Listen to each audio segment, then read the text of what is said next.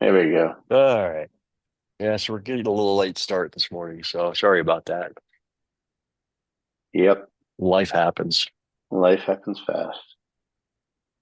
So yeah, actually, I've been going over that whole shooting a point um, that Timmy put out, and I'm wondering. So it's the just set the Emlid up over a point. It's making a known point, and you just set the Emlid up over it, and then you figure out what your baseline is by looking in your flow app. It'll tell you how far it is, and then you just record that point. You take the kilometers and you record for 1 minute for each kilometer. So if you've got a 25 kilometer baseline, you're going to record that point for 25 minutes, and then you can use that as your known base point. Um, I'm trying to look deeper into that to see if because I can't find anything at this moment to verify that that is a thing, if that makes sense. So I'm going to reach out to him and find out where he came up with that or where that information was at so that I can also verify that because it would save me a whole lot of time when I get to a new job site like the one that I flew down to Castle Rock 2 weeks ago. Um, I had a known point. I had a GNSS monument there, but it was quite the distance away. So I just flew the whole job RTK because I had like a 5 kilometer baseline anyway, so I wasn't too worried about it. But Who that would mentioned this? so drone mapping tools. I'll send you the video. Okay. Um, he talks about setting up when you don't have a known point. It's just a matter of setting your Emlid up and recording, logging data for however long your baseline is, 1 minute per kilometer. And Hmm. that would save me a lot of time because right now, if I get to a site and I don't have a known point, I occupy that point for 4 hours, and then I bring that information home. And then once the base station produces its file, I pull that down and I process all that through Opus to get an accurate point. And then I can go back the next day and set up and refly it or fly it at that point. But it would save a whole lot of time if that is a viable option. Uh, but like I said, I can't find any documentation to back that statement up. So I'm actually going to write a Right. post on Rami's school class on survey school and see if that's a viable option because that would be a huge time saver. Yeah. Because like when I do my initial flights, like this one, we don't even have the job yet. It's going to be a new church. We don't have the job yet, and we haven't had surveyors out there to set up control. There were some. I funny. I got the Alta survey, which I could have used the day after I flew it, which really didn't do me any good at that point. They sent it to me Wednesday. Well, I had to have the job processed and turned over by Thursday. So that was the weekend I was in Montrose because I got that phone call on or that text on email on Friday afternoon, like 2 o'clock. And dude, I am going to Montrose in like 3 hours. So, and I'm going to be gone until Monday night. So I'll get it done. Right. And I did. Um, the one issue that I had was that where I shot some of my points for my ground control, I didn't realize it when I was shooting them. Um, but there was two of them actually right in the area where I took off that I had some pretty serious magnetic interference. So those 2 points were Hmm. like 3 inches off of where they were supposed to be. That's Now, how something did you figure that out? well, when Quite I pulled it interesting. into when I pulled it into QGIS, I saw that it's like crap. What's up with these two? So I didn't even use those in my solution as ground control. Actually, I did, but I went back and reprocessed it without those two.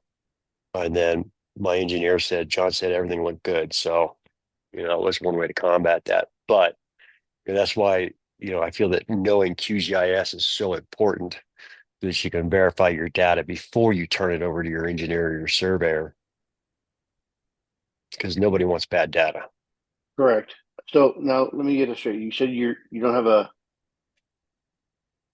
the church. You don't have a known point for the church yet. No. Okay. So So hang on. Let me okay. talk real quick, so I don't forget. So you don't have a known point. You want to take this guy's video or the information you learned from the video and plop your Emlid down, and we'll just say it's 5 kilometers for 5 minutes and get those points, and then will you cross reference it with your surveyors when they actually get the actual known data? No, I won't. Not at that point. Because when we get to that point, they'll have gone out and laid out control. Um, and I'll have already been there and gone and have established that initial map. So I didn't do that on this job. Like I said, my baseline was really short. Huh. So actually, let's back up.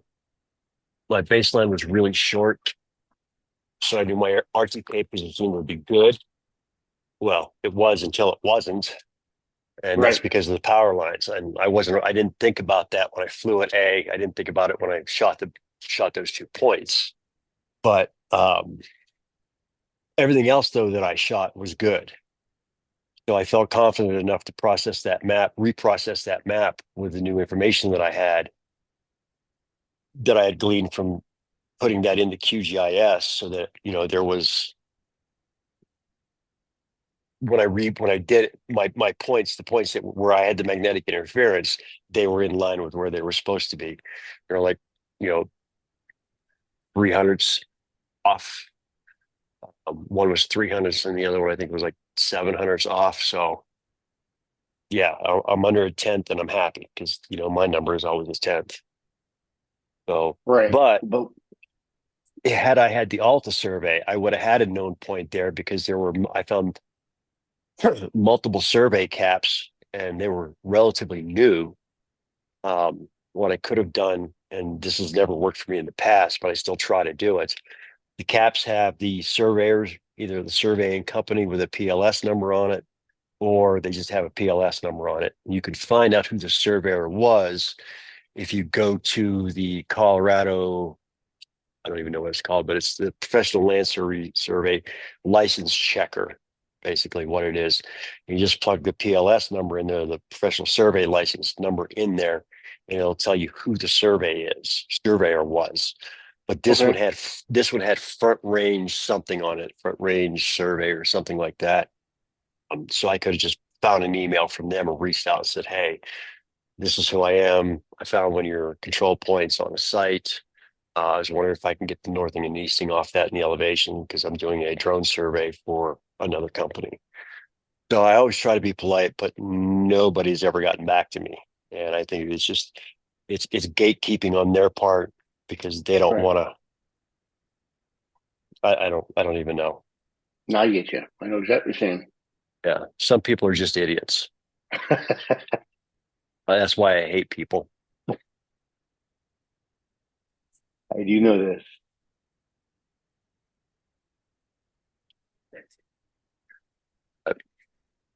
Yeah, so I want to reach. Actually, I'm going to do it after I get off this call because I'll have time this morning. I send him an email and ask him, say, "Hey, I hear it too, dog. I hear a cat." Um,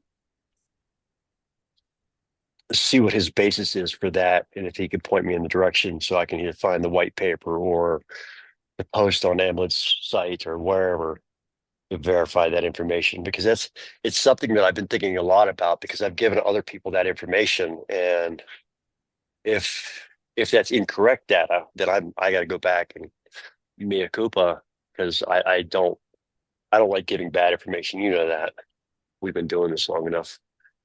If I'm going to tell you something, there's factual basis in it somewhere. Right.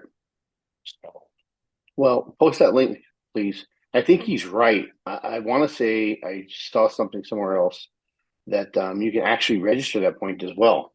Can't do it with a Trimble, but you can do it with an Emlid. huh, good to know. Yeah, I did a cursory search of the Emlid site, and everything that I said I saw there is basically backing up my process of, shooting the point for 4 hours, uploading that to Opus and getting a solution for that point. So, but yeah, that's a rabbit hole that I need to go down. Right. Uh, Do you see? Yeah, you commented on it. Peter spent a whole bunch of money on my suggestions. you have good suggestions. What did he buy? Well, he already had the camera. He has the same camera that I do on on my suggestion. Of So we course. won't we won't count that into his recent purchase. But I was talking to him about tripods and having the weighted tripod and then lights. So I think he bought two lights and a tripod. And I was like, well, yeah, that's about $600. That's it? Wait, for the Insta? Yeah, not the camera itself, but the Bushman lights that we have. Right. Um, so those are down to like 240 something now. Wow. Yeah, it's like, well, you know what? I spent the money because I needed it now. I wasn't Yep, you waiting. did the right thing. You did the Yeah, right thing. and it's come in handy because now, I don't have to worry about lighting on a job site because I've got a backup. So when that first one goes dead, I don't have to do like I did up in Idaho Springs and stick a charger in it and then wait 10 minutes and then shoot for 3 minutes and then wait 10 minutes and then shoot for 3 minutes, or stick it on the charger and then go outside, use the porta john, and then lock myself out of the building. And yeah, that was the same day. That was the same day. That was brutal.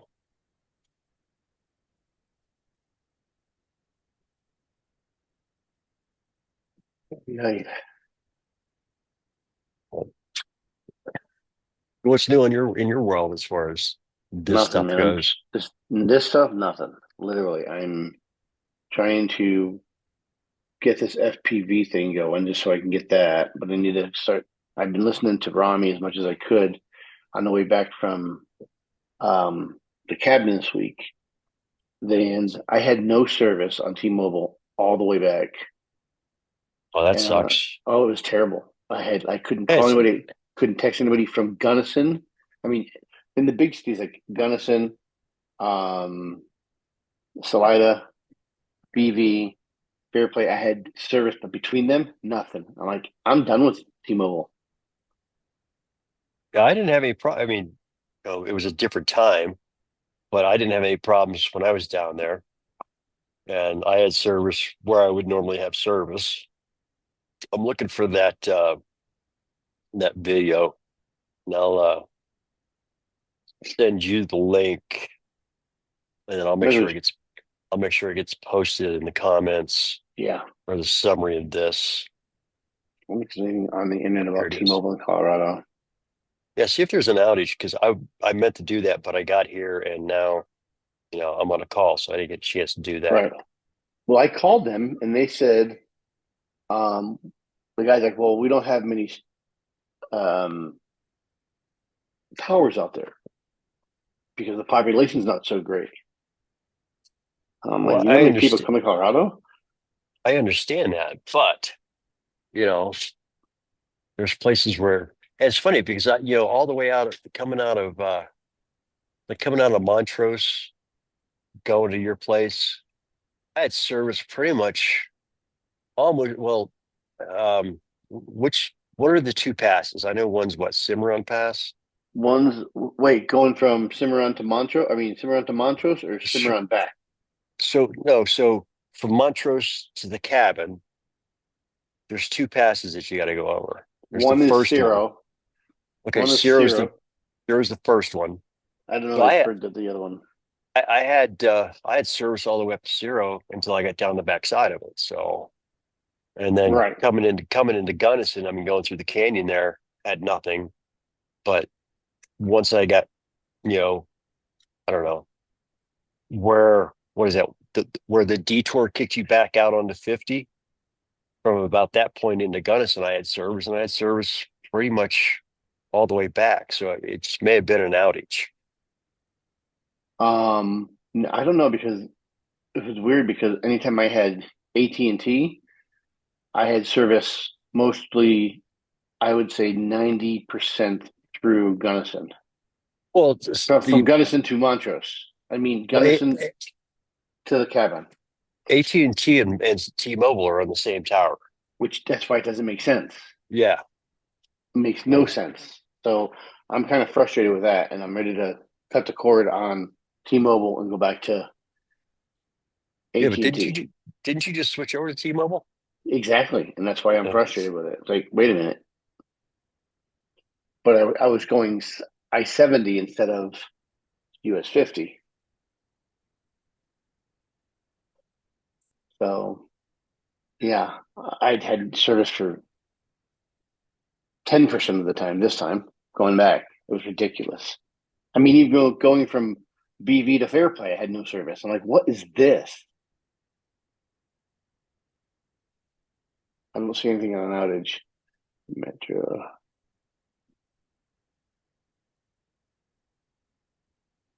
Screw coverage map.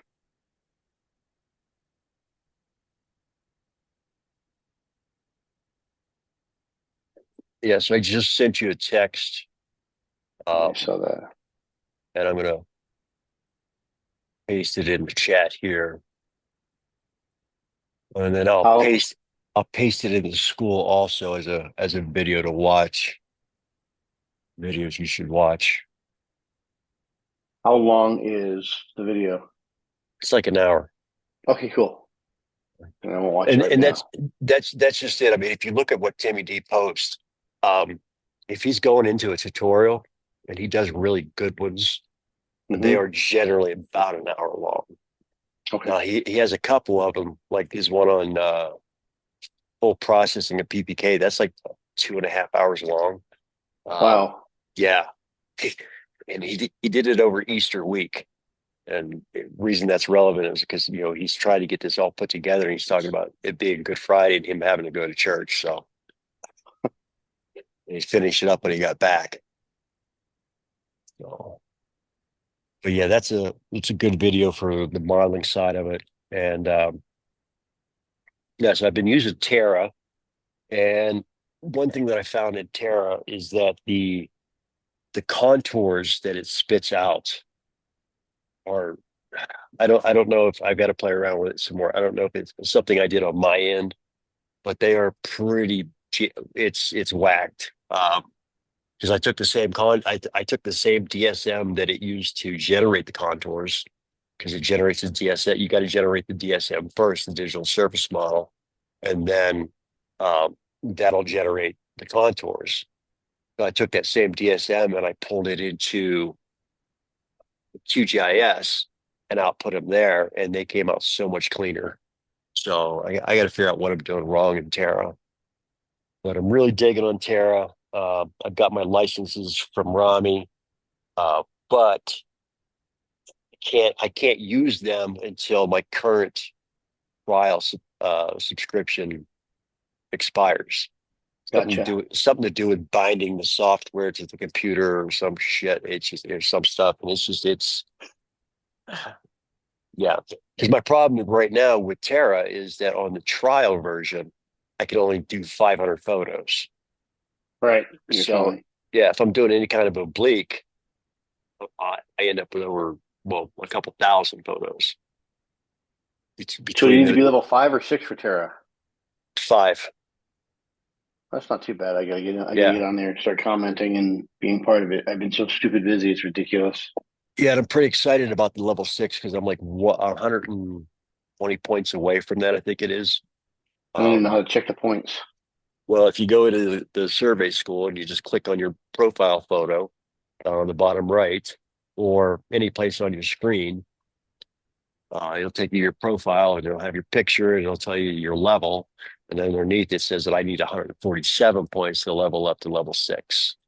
So, Does that mean 147 posts of talking to people?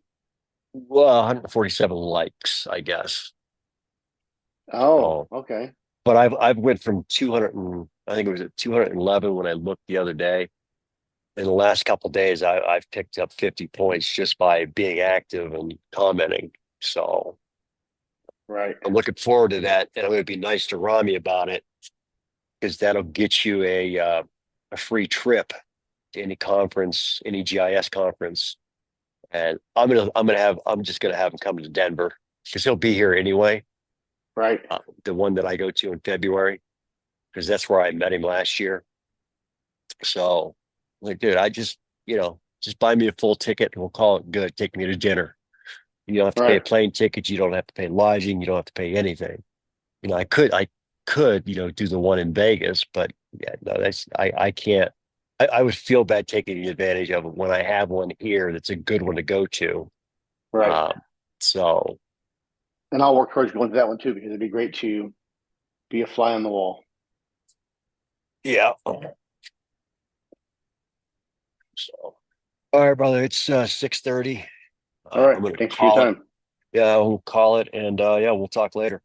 All right. Have a great day. Yeah, you too. Bye.